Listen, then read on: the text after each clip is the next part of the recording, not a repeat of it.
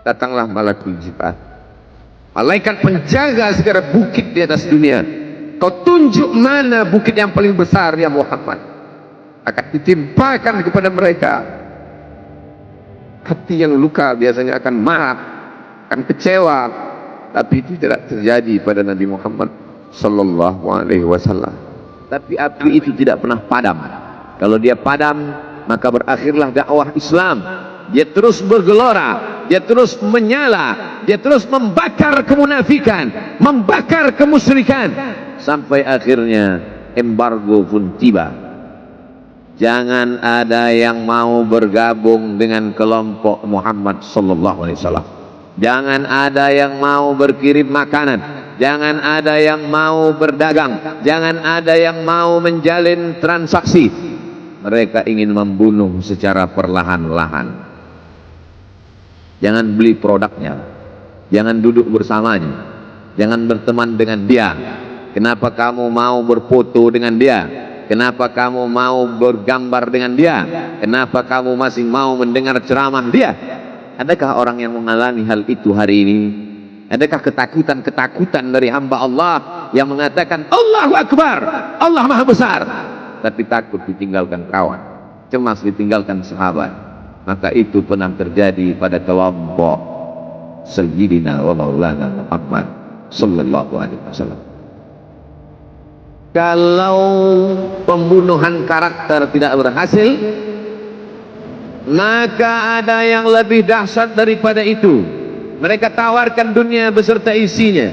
Wallahi, demi Allah wahai paman, demi Allah wahai Abu Talib, law wada'u syamsa fi yamini wal qamara fi yasari, andai mereka letakkan matahari di tangan kananku, bulan di tangan kiriku, ala an atruka hadzal amr, supaya aku tinggalkan dakwah ini, aku tidak akan meninggalkannya. Budi rayu mulai tiba.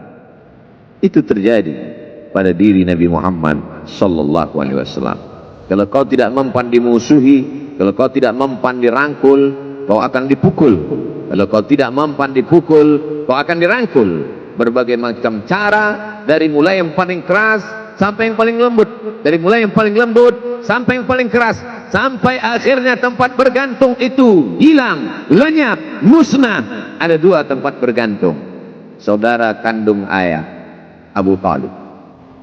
Mereka tidak mengusiknya karena dia keponakan Abu Talib. Abu Talib anak Abdul Muttalib, Abdul Muttalib anak Hashim, Hashim anak Abdi Manaf, Abdi Manaf anak Qusay, Qusaylah pendiri Darun Nadwa. Mereka keturunan darah mulia dari Adnan. Adnan menerima tetesan darah dari Ismail. Ismail anak kandung Ibrahim alaihissalam. Jangan ganggu dia, karena dia keponakan Abu Talib. Masih ada backing. Tapi Allah ingin agar hati itu tidak bergantung kepada manusia. Dia buat Abu Talib meninggal dunia, masih ada lagi tempat bergantung. Dia yang dulu ketika kedinginan datang, dia yang menyelimuti.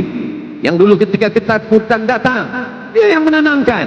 Dia datang menemui Waraqah ibnu Naufal. Waraqah berkata, namus malaikat yang pernah datang kepada Ibrahim, yang pernah datang kepada Musa, yang pernah datang kepada Isa, sekarang dia datang kepada suamimu. Katakanlah, jangan takut, jangan cemas. Kalau nanti sampai masanya dia akan diusir dari kampung halamannya, aku orang pertama yang akan membelanya. Karena begitu yang kutemukan dalam kitab-kitab suci yang kubaca. Kata Waraqah bin Naufal. Hari itu juga tempat bergantung itu patah. Khadijah menghadap Allah subhanahu wa ta'ala. Tak lagi ada makhluk tempat bergantung, tak ada lagi ranting tempat berhinggap, tak ada lagi batang kayu tempat berpegang. Allah ingin agar engkau berserah hanya kepada Dia saja. Tidak ada makhluk. Bersandar kepada makhluk akan kecewa, bersandar pada kayu yang rindang akan tumbang, bersandar kepada benda akan binasa, bersandar pada sahabat akan berubah menjadi musuh. Bersandarlah kepada Dia, Hayyun Maha Hidup, la yamut, Dia tak pernah mati. Bersandarlah kepada Dia, Al-Aziz yang Maha Perkasa, Al-Jabbar yang Maha Berkuasa. Itu yang diinginkan Allah dari sosok Sayyidina wa Maulana Muhammad sallallahu alaihi wasallam. Dia pergi. Sengaja dia pergi berjalan kaki. Karena kalau dia pergi menunggang unta, mereka sudah mengintai. Dia pasti lari. Dia akan pergi ke tempat yang jauh. Sengaja dia pergi berjalan kaki. Lalu kemudian dia pun sampai ke suatu tempat. Dia berharap mereka adalah orang-orang yang lembut akan yang menerimanya. Tapi dia tidak diterima dengan tala'al badru alaina. Dia tidak diterima sebagai ahlan wasahlan. Ahlan, keluarga. Kau datang kami sambut sebagai keluarga. Sahlan, mudah.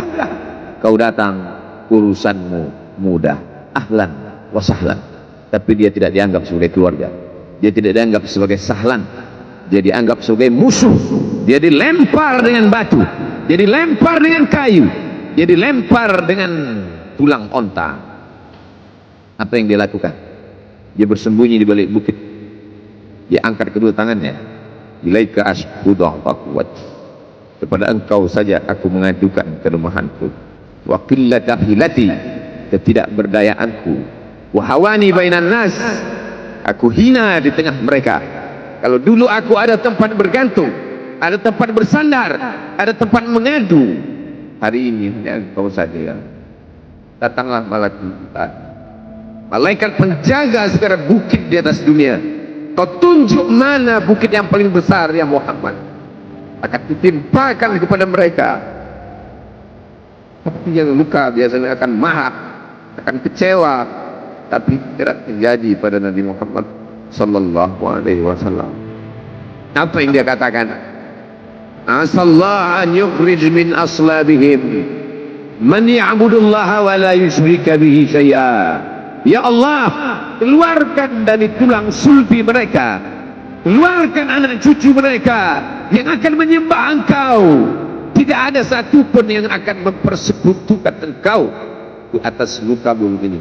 Doanya dikabulkan, hatinya susah, pikirannya kacau, tapi lidahnya tidak berkata-kata kasar. Dia doakan agar anak cucu mereka menyembah Allah. 100% penduduk Taif hari ini bersyahadat asyhadu an la ilaha illallah wa asyhadu anna Muhammadar Rasulullah. Doa orang yang teraniaya, doa orang yang terzolimi. Dia berhenti di sebuah kebun.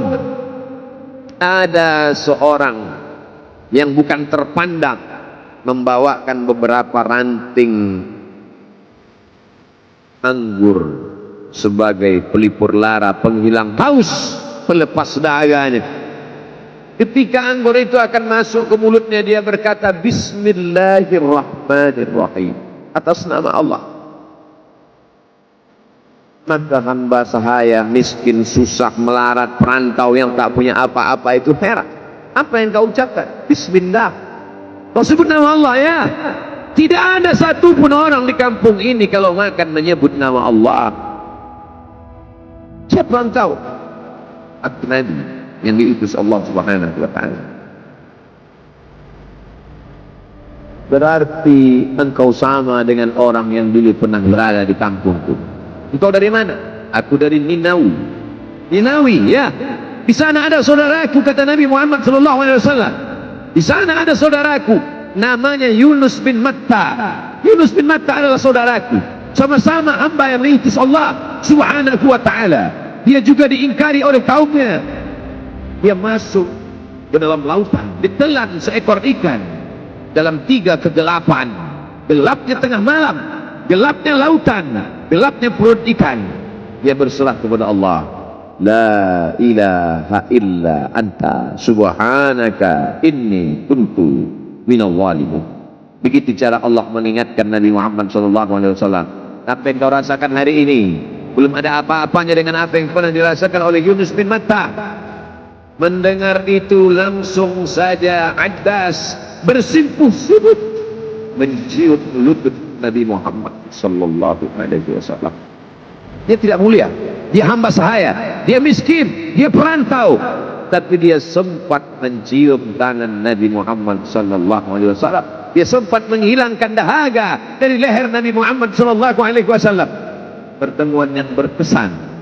Biarlah pertemuan itu sekali, tapi sampai ke lubuk hati.